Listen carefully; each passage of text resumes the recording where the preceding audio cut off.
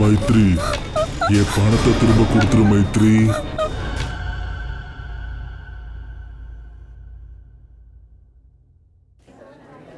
சரி, எங்க இருக்க? இங்க பாரு, சீக்கிரம் வா, நான் 1 மணிக்கெல்லாம் கிளம்பணும். ம், ஓகே.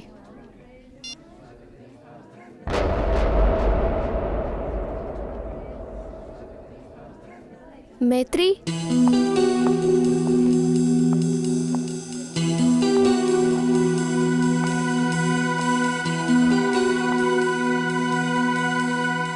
அட, இவ என்ன பார்த்தும் பார்க்காத மாதிரி போறா?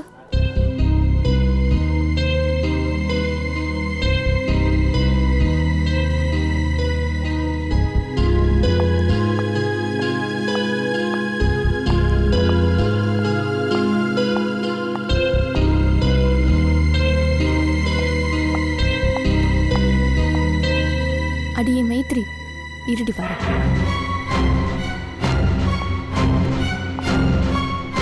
பார்த்து 2 வருஷம் ஆச்சுன்னு ஒத்துக்கிறேன். அதுக்காக இந்த அடையாளம் தெரியலன்னு சொல்லுவியா நீ? பூர்வி,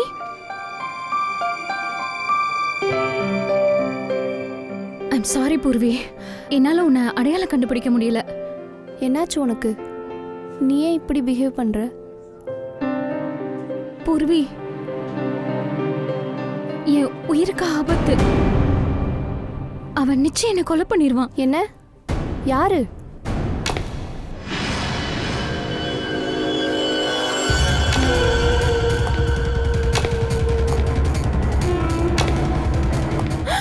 பூர்வி, என்னை காப்பாத்து ப்ளீஸ். அவன்கிட்ட இருந்து என்னை காப்பாத்து பூர்வி. அவன் என்னை கொன்னுடுவான். தயவு செய்து என்னை காப்பாத்து பூர்வி ப்ளீஸ். ஒன்னும் ஆகாது, ஒன்னும் ஆகாது. என்னை காப்பாத்து பூர்வி ப்ளீஸ். ஒன்னும் ஆகாதுன்னு சொல்றேன்ல. இதோ போயிட்டான். இல்ல, அவன் இங்கதான் இருக்கான். அவன் என்ன கொலை பண்ண வந்திருக்கா பூர்வி. அவன் என்ன கொன்னுடுவா ப்ளீஸ். என்னை காப்பாத்து. பாவம், அவருக்கு கண்ணு தெரியல. உன்னை எதுக்கு கொல்ல போறாரு? ஒன்னும் ஆகாது, நான் தான் இருக்கேன்ல.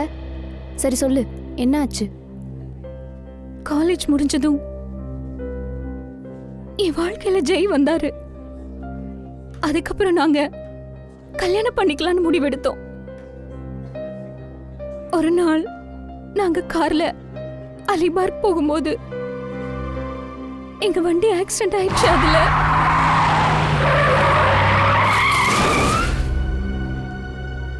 ஜெய் என் கண்ணு முன்னாலே இறந்துட்டாரு.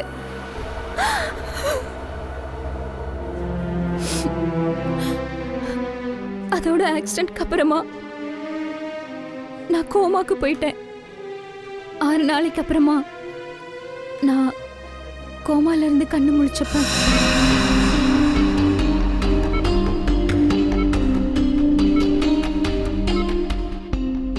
பொறுமையா கண்ணை தருங்க.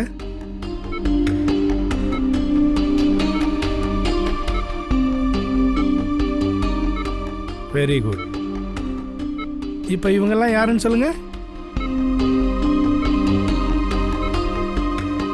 டாக்டர், டாக்டர் எனக்கு இவங்களோட டாக்டர் எனக்கு உங்களோட முகமும் தெரியல டாக்டர். மைத்ரி, நான் உன்னோட பாஸ் கார்த்திக். மைத்ரி, என்னை அடையாளம் தெரியலையா? நான் உன் ஃப்ரெண்ட் அபிஷேக். எனக்கு யாரோட முகமும் தெரிய மாட்டேங்குது டாக்டர். எனக்கு பார்த்ததெல்லாம் தெரியுது, ஆனா முகம் மட்டும் தெரியல. இந்த ட்ரெஸ், வாட்ச், பிளாக் டி-ஷர்ட், ஆனா முகம் மட்டும் தெரிய மாட்டேங்குது டாக்டர். அப்படின்னா உனக்கு என்னோட முகமும் தெரியலையா? அப்போ யாரோட முகமும் கண்ணுக்கு தெரியல? இல்ல, ஆக்சிடென்ட்க்கு அப்புறமா எனக்கு ப்ரோசோபாக்னோசியான்னு ஒரு நோய் வந்திருக்கு. ப்ரோசோபாக்னோசியா? அதாவது ஃபேஸ் பிளைண்ட்னஸ். Face blindness. என் மூளையால யாரோட முகத்தையும் கிளியரா இமேஜ் பண்ண முடியாது.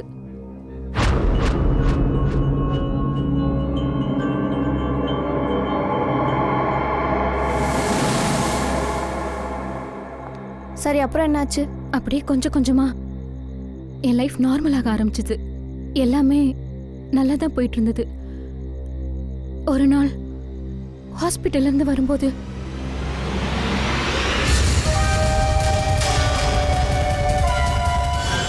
அதுக்கப்புறமா தினம் தினம் அவன் கால் எனக்கு வர ஆரம்பிச்சது. ஒவ்வொரு தடவையும் அவன் என்கிட்ட 2 கோடி ரூபாய் பணம் கேட்குறான். கூடவே என்ன கொன்னுடுவேன்னு மிரட்டவும் செய்றான்.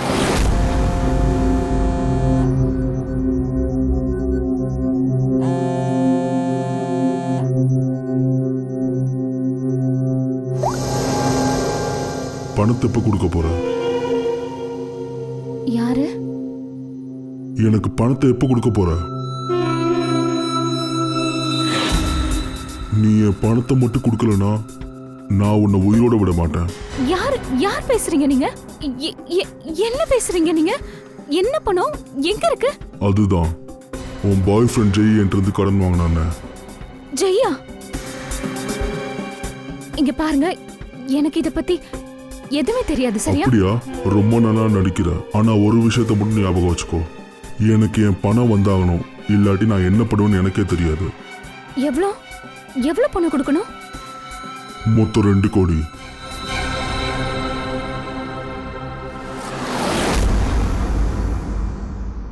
ஆக்சிடென்ட் ஆகிறதுக்கு கொஞ்ச நாள் முன்னால ஜெய் ரொம்பவே பதட்டமா இருந்தாரு. நான் அவர்கிட்ட பல தடவை விசாரிச்சேன், விஷயம் என்னன்னு கேட்டேன். ஒவ்வொரு தடவையும் அவர் பிசினஸ்ல லாஸ்னு சொல்லி மழுப்பிட்டாரு. ஆனா அப்புறம்தான் எனக்கு தெரிய வந்தது, அவர் யாருக்கோ எக்கச்சக்கமா பணம் கொடுக்கணும்னு.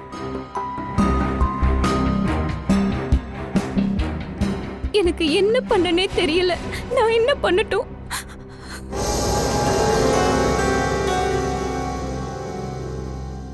ACP sir, sir please help me. Please என்ன அந்த ஆள் கிட்ட இருந்து காப்பாத்துங்க ப்ளீஸ், ப்ளீஸ். மைத்ரி, நான் ஏசிபி இல்ல, Daya.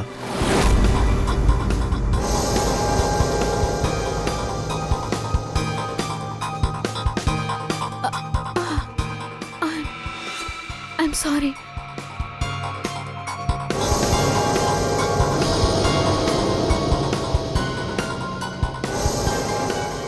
I'm sorry ACP sir, என்னால் உங்களை ரெகக்னைஸ் பண்ண முடியல. அது வந்து sorry. Sorry Maitri, ACP sir அங்க இருக்காரு. இதோ அங்க. ஆமாம் மைத்ரி, இங்க பாரு, தயவு செஞ்சு பதட்டப்படாத, கவலைப்படாம இரு. நாங்க இருக்கோம்ல, எங்களுக்கு உன்னோட பிரச்சனை நல்லாவே புரியுது. சரியா? ஃப்ரெடி, ஒரு சேர் எடுத்துட்டு வா.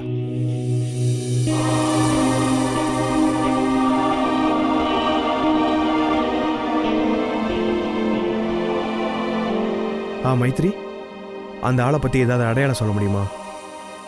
ஏதாவது அதை வச்சு நாங்கள் அவனை கண்டுபிடிக்க முடியுமான்னு பார்க்குறோம். அந்த ஆளோட ட்ரெஸ், அவன் எப்போவுமே ஸ்டைலான சூட்டு தான் போட்டிருப்பான்.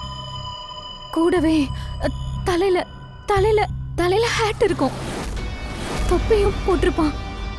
எதை வச்சு நீங்கள் அவனை ரெகக்னைஸ் பண்ணுவீங்க? பிரேஸ்லெட், அவனோட வலது கையில ஒரு பிரேஸ்லெட் போட்டிருப்பான். அதோட அதோட அவனோட ஷூஷும் ரொம்ப டிசைனரா இருக்கும். ஃப்ரண்ட்ல கொஞ்சம் நேரோவா இருக்கும். அவன் எப்போதுமே வாக்கிங் ஸ்டிக் வச்சு தான் நடப்பான். அவன் காலில் ஏதோ ஒரு பிரச்சனை இருக்கு. அதோட அவனோட குரல் வந்து ரொம்ப ரொம்ப கேட்கவே ஹெவியா இருக்கும். எதை வச்சு நீங்கள் அவனை அடையாளம் கண்டுபிடிப்பீங்க? அவன் என் பக்கத்தில் வரும்போதெல்லாம் ரொம்பவே ஒரு ஸ்பெஷலான ஸ்ட்ராங்கான ஒரு ஸ்மெல் அடிக்கும். அவன் ரொம்பவே ஸ்ட்ராங்கான ஒரு பர்ஃப்யூம் போடுவான். என்னால் அந்த பர்ஃப்யூமை மறக்கவே முடியாது. ஸ்ட்ராங் பர்ஃப்யூமா?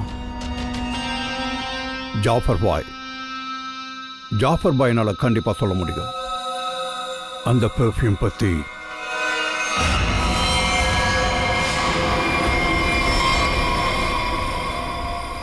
ஜாஃபர் பாய், நாங்கள் ஒரு பெர்ஃப்யூமை தேடி வந்திருக்கோம். அது ஒரு வித்தியாசமான சென்ட், ஈஸியாக நம்ம பிரெயினில் ரெஜிஸ்டர் ஆயிரும். 3 விதமான ஸ்மெல் இருக்குது சார். ஒன்று ஸ்ட்ராங், இன்னொன்று மைல்டு, அப்புறம் ரொம்பவே லைட்டு. இந்த 3த்துலையும் எக்கச்சக்க வெரைட்டி இருக்குது. நீங்கள் ஏதாவது இன்ஃபர்மேஷன் கொடுத்தீங்கன்னா அதை வச்சு ஏதாவது உங்களுக்கு ஹெல்ப் பண்ண முடியும். சார் எனக்கு அந்த அளவுக்கு எதுவும் தெரியாது. அது ரொம்பவே பயங்கரமா ஸ்மெல்லா இருக்கும்.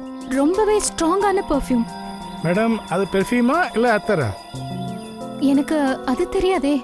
அது பரவாயில்ல விடுங்க. ஜாஃபர் அண்ணன், உங்கள்கிட்ட இருக்கிற எல்லா ஸ்ட்ராங்கான பெர்ஃப்யூமையும் எங்களுக்கு கொஞ்சம் எடுத்து வச்சு காட்டுங்களேன். நீங்கள் ஸ்மெல் பண்ணி பாருங்கள், அதை வச்சு நீங்கள் கண்டுபிடிச்சிருவீங்களா? அதுவும் நல்லது தான். ரஹ்மான், 2-3 பெர்ஃப்யூம் எடுத்து காட்டுப்பா.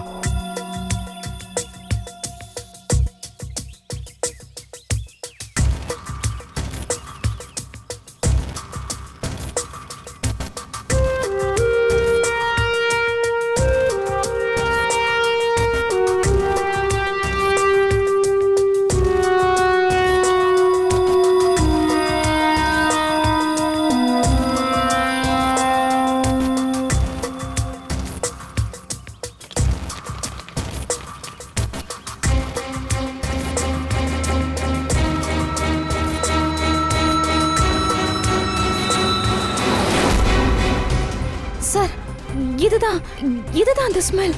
ஆமாம், என்ன இது? சந்தனத்தை வச்சு செய்கிற ஸ்பெஷல் அத்தர் இது. சாம்பிள் கிடைக்குமா? இந்தாங்க.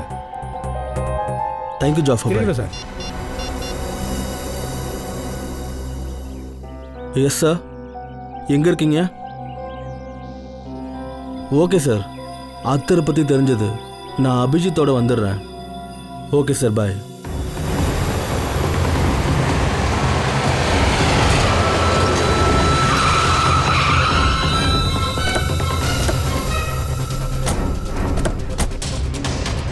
சார், இதுதான் அந்த சந்தன அத்தர்.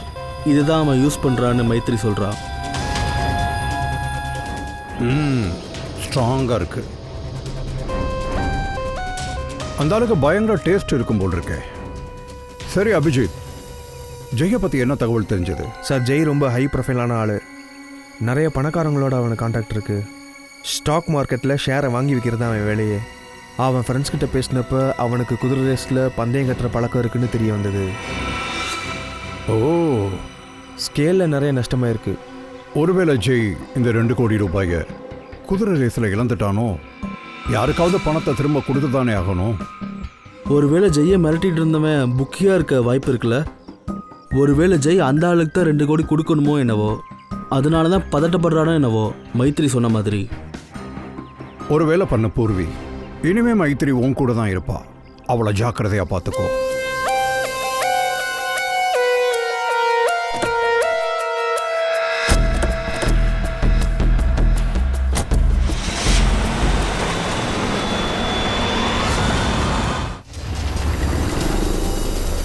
சார், மைத்ரியோட ஃபோனுக்கு யார் யார்கிட்ட இருந்து கால் வந்துச்சோ அவங்களோட டீட்டெயில்ஸ், லொக்கேஷன் எல்லாமே கண்டுபிடிச்சாச்சு. ஆனால் அதில் ஒரு வித்தியாசமான விஷயம் இருக்குது. அது என்னது? சார், இந்த கால் எல்லாம் மைத்திரிக்கு பே ஃபோனில் இருந்து தான் வருது. அதாவது காயின் ஃபோனில் இருந்து. பே ஃபோனா? இந்த காலத்தில் எவன்டா பே ஃபோன் யூஸ் பண்ணுறது? எல்லாரும் செல்ஃபோன் தானே யூஸ் பண்ணுறாங்க. சார், காயின் பே ஃபோன்லேருந்து கூப்பிட்றான்னா அவன் தன்னை வெளிக்காட்ட விரும்பலன்னு அர்த்தம். இந்த மாதிரி ஃபோன்லேருந்து கால் பண்ணுறவங்கள கண்டுபிடிக்கிறது ரொம்ப கஷ்டம். அதுக்கு ஒரு வழி இருக்குது. மைத்ரிக்கு எந்த பே ஃபோன்லேருந்து கால் வந்ததோ அந்த ஃபோனில் பயன்படுத்தப்பட்ட காயின்ஸ் நம்மளுக்கு கிடச்சதுன்னா அந்த ஆளை நம்மளால் கண்டுபிடிக்க முடியும்ல. காயின்ஸா? சார், காயின்ஸை வச்சு எப்படி சார் கண்டுபிடிக்க முடியும்? அது எப்படின்னா ஃப்ரெடி, அந்த ஆள் எந்த காயினை பயன்படுத்தி அந்த ஃபோனை யூஸ் பண்ணானோ அந்த காயினில் அவனோட ஃபிங்கர் பிரிண்ட்ஸ் நமக்கு கிடைக்கும். ஓகேவா? மொத்தம் எத்தனை பே ஃபோன் இருக்குது? எங்கேருந்து கால் பண்ணியிருக்காங்க? சார், 3 பே ஃபோனில் இருந்து. இந்த 3 பே ஃபோனுக்கும் போய் எல்லா காயினையும் கலெக்ட் பண்ணுங்க சீக்கிரம். அபிஜித், இன்னொரு வேலை பண்ணு. அப்புறம் எத்தனை ஹார்ஸ் ரேசிங் புக்கீஸ் இருக்காங்களோ எல்லாரையும் விசாரி. சரியா?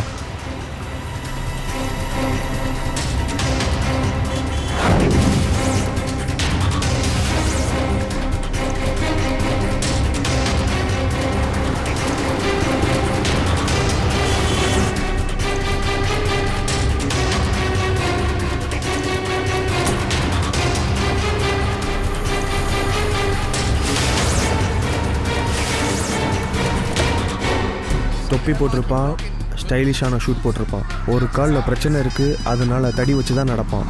கையில் ஒரு பிரேஸ்லெட் போட்டிருப்பான்.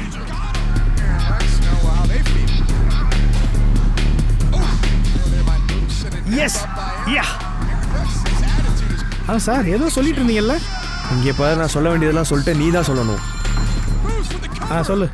சொல்லுப்பா. என்ன பெட்டு கட்ட இவ்வளோ யோசிக்கிற? இப்போ எல்லாரும் வீரனுங்க தான். டென்ஷன் இல்லாமல் பெட்டை கட்டு. நான் தான் இருக்கிறேன்ல, நான் பார்த்துக்கிறேன். அட நீ கட்டுப்பா, செம்ம காசுப்பா.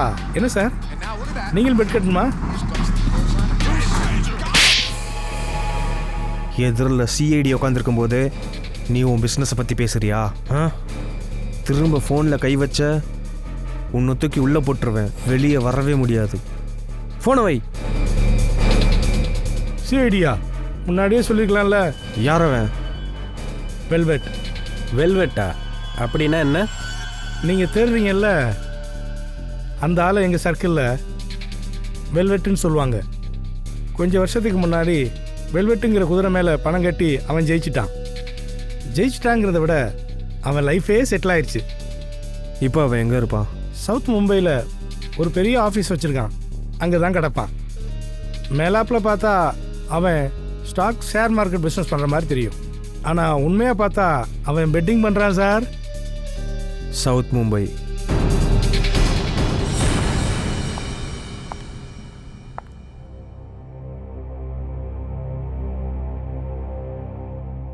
அப்பாயின்மெண்ட்க்கு டைம் ஆச்சு. நான் ஹாஸ்பிட்டல் வேற போகணுமே. இந்த போர்விக்கு கால் வேற போக மாட்டேங்குது. என்ன பண்ணலாம்? கேப் புக் பண்ணிட்டு கிளம்பலாம்.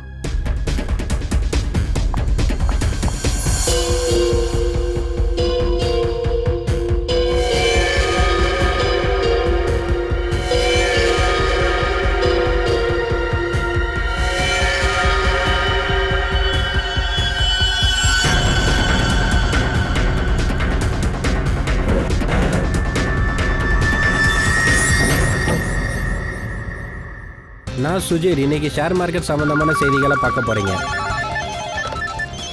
மார்க்கெட்டோட ஏற்ற இறக்கங்களால ஷேர் மார்க்கெட் வீழ்ச்சி அடைஞ்சிருக்கு. இப்போ 180 ரூபாய்க்கு விற்கப்படுது. ஆனால் அதுக்கு கீழே போகவும் வாய்ப்பு இருக்கு. ஷேர் மார்க்கெட்டோட தொடர் வீழ்ச்சியால பல நஷ்டங்கள் ஏற்பட்டிருக்கு. பர்டிகுலராக இந்த ஷேர் சரிவடைஞ்சிருக்கு. அட நீ எதுக்குப்பா பயப்படுற? விக்கி மேலே பணத்தை கட்டு. எக்ஸ்கியூஸ் மீ, நான் வெல்வெட் சாரை பார்க்கணும். வெல்வெட்டா? ஓ வெல்வெட் சாரா? சாரி சார், இப்போ தான் வெளியே போனார். எவ்வளோ நேரம் ஆச்சு? ஒரு அரை மணி நேரம் இருக்கும் சார். அட ரொம்ப முக்கியமான வேலைப்பா. எப்போ வருவார்? எங்கே போயிருக்காரு? அவர் எங்கள் பாஸ், அவர் எங்ககிட்டே சொல்லிட்டு போவார். அதுவும் கரெக்டு தானே. அவரை பற்றி நிறையா கேள்விப்பட்டிருக்கேன். வெல்வெட் சார் தானே? ஆமாம், அவர் தான் எங்கள் பாஸ். வாங்க சார், காட்டுறேன். காட்டுங்க. இவர் தான் சார். ஓ இவரா? ஆமாம். உங்கள் பாஸ் ரொம்ப ஸ்டைலிஷாக இருக்காரு. என்ன ஸ்டைலாக இருக்காரு பாரு. ஜூம்.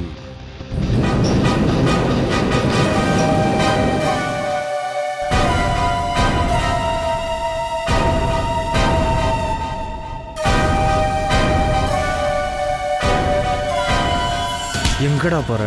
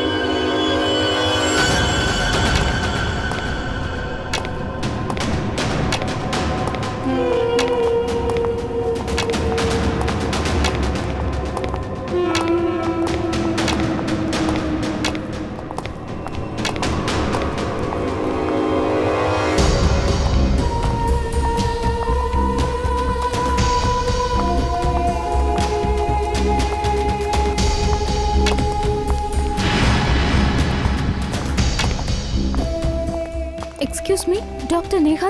3rd floor.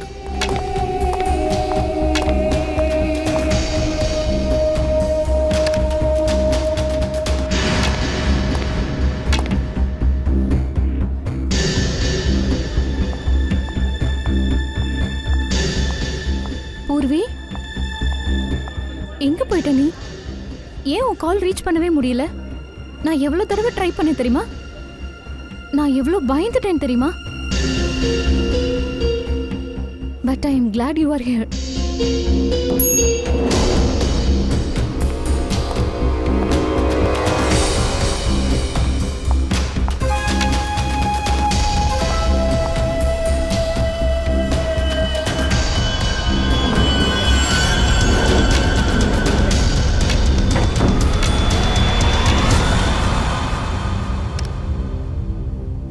பூர்வி, நம்ம 3rd floor போகணும். நீ ஏன் 2nd floor ப்ரெஸ் பண்ண? எக்ஸ்கியூஸ் மீ, நான் பூர்வி இல்லை. Are you okay?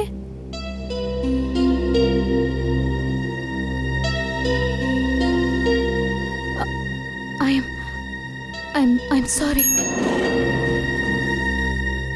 அதோட ப்ளீஸ் என்னை ஃபாலோ பண்ணாதீங்க, சரியா?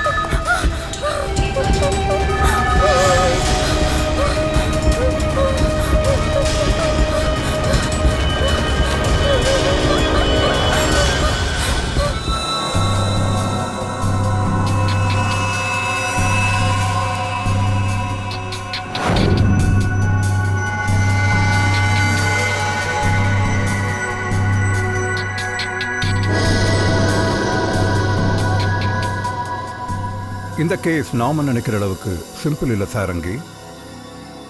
ஏன்? இங்க பாரு, எனக்கு உன்னை கொல்லணும்னு தோணுச்சுன்னா நான் ஏதாவது வெப்பனை கையில கொண்டு வருவேன், இல்ல வெறுங்கையோட வரமாட்டேன். இந்த கேஸ்ல இடிக்கிற விஷயம் என்னன்னா, அந்த வெல்வெட் மைத்ரியை கொல்ல போயிருக்கான், ஆனா வெறுங்கையோட போயிருக்கான். நீங்கள் சொல்கிறது சரிதான் சார். இவன் ஃப்ரெண்ட்ஸ்கிட்ட விசாரித்தோம், இவன் அடிதடி பிரச்சனைக்கெல்லாம் போகிறது இல்லையா. பெட்டிங் பண்ணுறாதான், ஆனால் அடிதடியிலேருந்து தள்ளியிருக்க ஆளு. ஆனா சார், மைத்ரி கிட்ட பிளேடை வச்சு வேற மிரட்டியிருக்கானே. அதை பற்றி விசாரிச்சாவனும் இன்னொரு விஷயம் இருக்கே சார். இந்த புக்கீஸ் இருக்காங்களே சார், அவங்க பே ஃபோன் காயின் ஃபோன்லாம் யூஸ் பண்ணுறதில்ல, சிம் கார்டு தான் யூஸ் பண்ணுறாங்க. அப்புறம் அதை உடச்சி தூக்கி போட்டுறாங்க. எல்லா புக்கஸும் சிம் கார்டு தான் யூஸ் பண்ணுறாங்கன்னா அப்புறம் ஏன் மைத்ரியை மிரட்டுறதுக்கு இவன் மட்டும் பே ஃபோன் யூஸ் பண்ணணும்? சிம் கார்டு யூஸ் பண்ணி அவளை மிரட்டிட்டு தூக்கி போட்டிருக்கலாமே. ஒருவேளை வெல்வெட் மைத்ரி கிட்ட இருந்து பணத்தை வாங்க கூட அங்க போயிருக்கலாம்ல.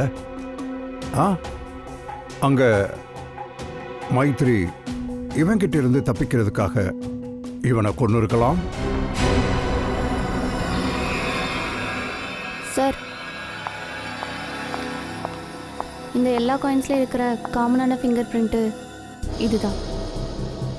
ஆனால் இதில் இருக்கிற ஃபிங்கர் பிரிண்ட் வெல்வெட் ஃபிங்கர் பிரிண்ட்டோட மேட்ச் ஆகலை. வெல்வெட் ஃபிங்கர் பிரிண்ட் மேட்ச் ஆகலையா? அப்படின்னா மைத்ரிக்கு கால் பண்றது வேற யாரும் நினைக்கிறேன். ஒருவேளை மைத்ரியை வேற யாரோ ஒருத்தர் வெல்வெட் பேரை சொல்லி மிரட்டிருக்கலாம் இல்லையா? சார், இதான் இந்த வெல்வெட்டோட கால் டீட்டெயில்ஸ். அதோட சார், வெல்வெட் ஹாஸ்பிட்டலில் இருக்கும்போது 2-3 ஹவர்ஸ் முன்னாடி ஏதோ ஒரு லேண்ட்லைன் நம்பர்லேருந்து கால் வந்திருக்கு சார். இது யாரோட நம்பர்? சார், இது பே ஃபோனோடது. பே ஃபோனோட நம்பரா? அப்ப இந்த வெல்வெட் மைத்ரிய கொல்ல போகல, வெல்வெட்டுக்கு ஃபோன் பண்ணி வேற யாரோ அங்க வர வச்சிருக்காங்க.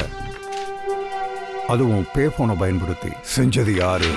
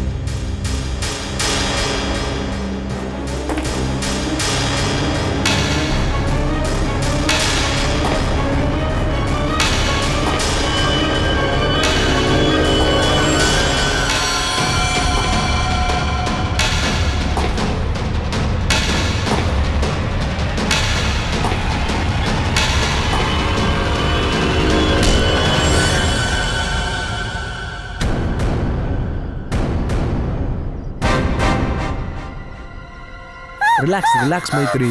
நான் இன்ஸ்பெக்டர் அபிஜித். அபிஜித்,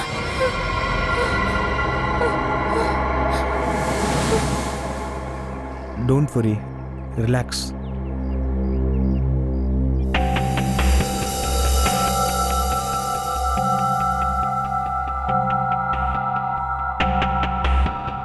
நீங்க எல்லாரும் ஏன் இப்படி செஞ்சீங்க?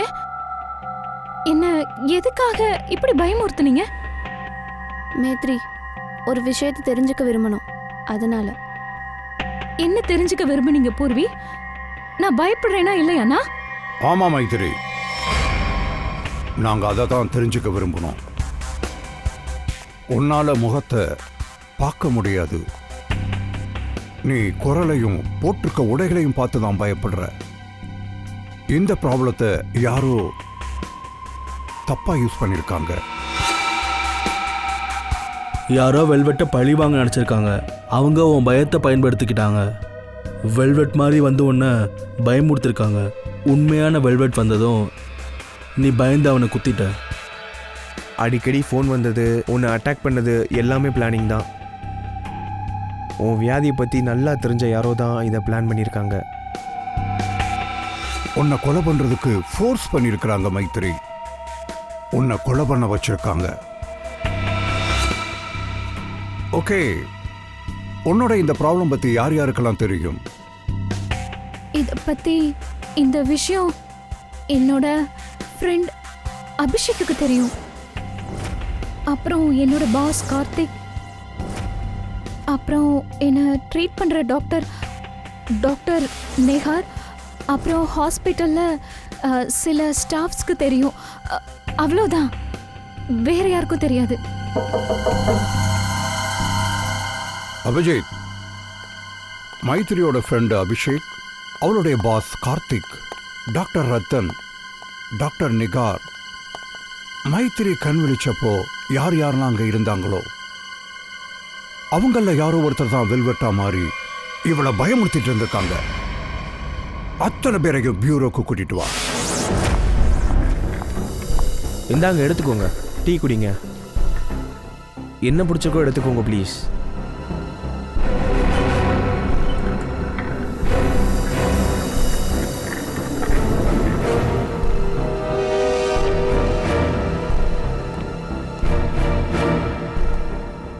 குடிங்க குடிங்க, டீ குடிங்க, எல்லாரும் ரிலாக்ஸ்டாக குடிங்க. சிஐடியில் எல்லாருக்கும் பொதுவாக டீ கொடுக்க மாட்டோம். உங்கள் எல்லாரையும் இங்கே எதுக்காக வர வச்சிருக்கோன்னு யோசிச்சுட்டு இருக்கீங்கல்ல? உங்கள் எல்லாருக்கும் மைத்திரியை தெரியும்.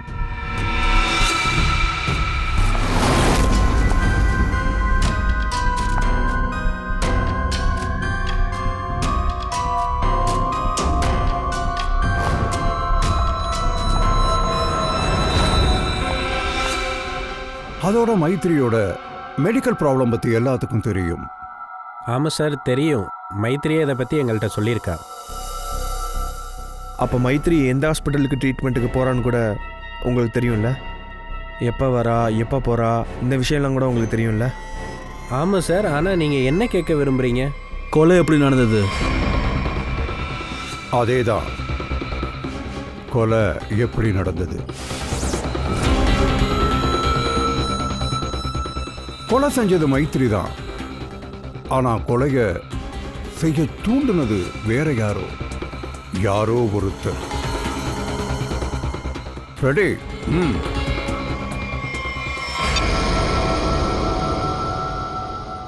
லைட்ஸை ஏன் ஆஃப் பண்ணீங்க? ப்ளூ லைட்டை எதுக்கு ஆன் பண்ணீங்க? கொலைகாரனை பிடிக்கிறதுக்கு. ஏன்னா உங்களில் யாரோ ஒருத்தர் தான் கொலைகாரன். எல்லாரும் உங்க டீ கப்பையும் சர்பத் கிளாஸையும் டேபிள் மேலே வைங்க. என்ன விளையாடுறீங்களா? ப்ளூ லைட்டை வச்சு கொலைகாரனை பிடிக்க போகிறீங்களா? எனக்கு மீட்டிங்க்கு லேட் ஆகுது, நான் கிளம்புறேன். ஒழுங்கு மரியாதையாக உட்காரு. அடுத்த இதில் சொல்லிக்கிட்டு இருக்க மாட்டோம். உட்காரு.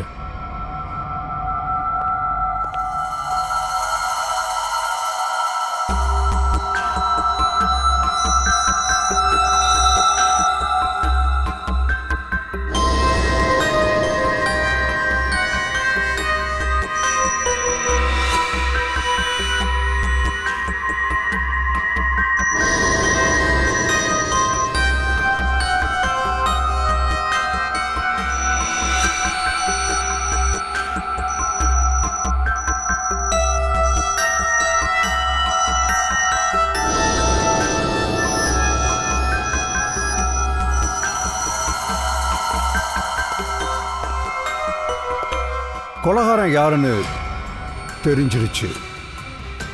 அந்த கொலகாரன் உங்கள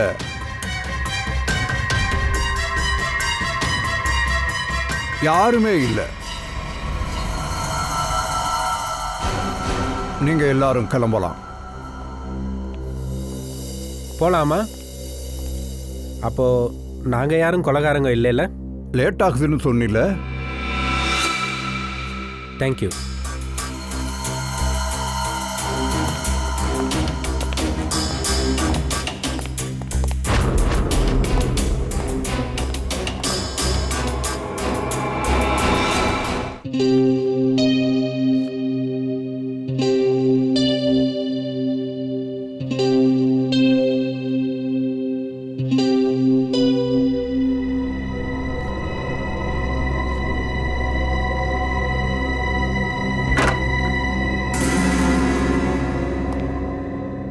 வந்துட்டியா? நீ ரொம்ப நல்லா தான் வளவிருச்ச. நீ என்ன மாட்டி விட்டுட்டு தப்பிச்சிடலான்னு நினைச்ச.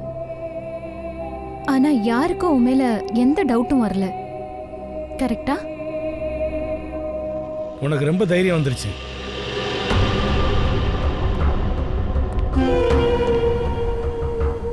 என்னையே மிரட்டுறியா? உன் தைரியத்தால் எனக்கு ஒன்றும் பிரயோஜனம் இல்லை. நீ என்ன நினைச்ச? சிஐடி என்னை பிடிச்சிருவாங்கண்ணா? அண்ணா பாத்தியா, யாரும் என்னை பிடிக்கல. அதோட இப்ப நான் உன்னை கொல்ல வந்திருக்கேன்.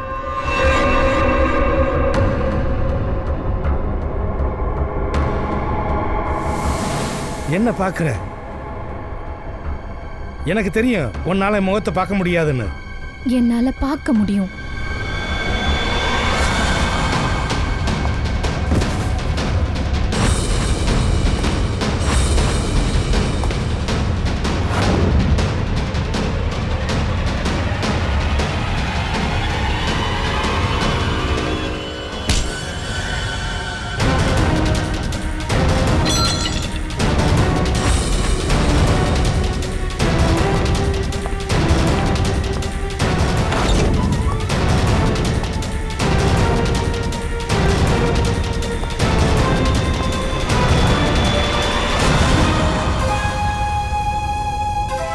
டாக்டர் நிஹார், பியூரோவில் ஜூஸ் கொடுத்தோம், ஞாபகம் இருக்கா? கிளாஸில் உன் ஃபிங்கர் பிரிண்ட்ஸ் எங்களுக்கு கிடச்சிது. மைத்ரி கிட்ட நாங்கள் தான் சொன்னோம், ஃபோன் பண்ணி மிரட்டி உன்னை இங்கே கூப்பிட சொல்லி. நீயும் வந்துட்ட. எனக்கு எல்லாம் தெரிஞ்சிருச்சு டாக்டர் நிஹார். என்னை மாட்டி விட்டது நீதான். என்கிட்ட அதுக்கான எவிடன்ஸ் இருக்கு. சிஐடி கிட்ட இருந்து உன்னை காப்பாத்திக்க விரும்புறேனா நான் என்ன சொல்றேனோ அதை மட்டும் செய். புரிஞ்சுதா?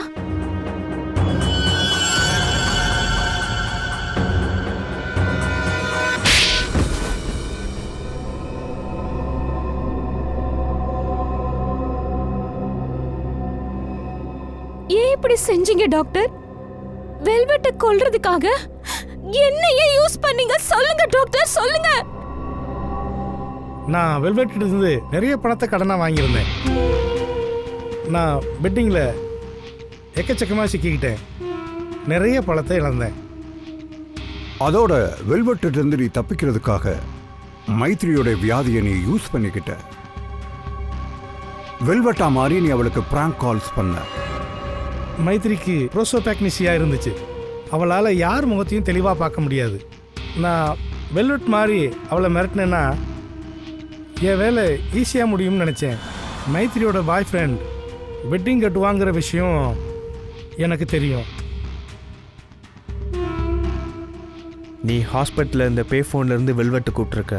மைத்ரியோட ஃபோட்டோ அனுப்பியிருக்க. ஹாஸ்பிட்டலில் மைத்ரியை அடையாளம் கண்டுபிடிச்சி அவகிட்ட பணத்தை கேட்கட்டும்னு. நீ வெல்வெட்டை மாதிரி மைத்ரியை பயமுறுத்தி வச்சிருந்த. வெல்வெட்டால் உயிருக்கு ஆபத்துன்னு அவள் பயந்திருந்தா. அவள் உயிரை காப்பாற்ற மைத்ரி வெல்வெட்டை கொன்னுட்டா.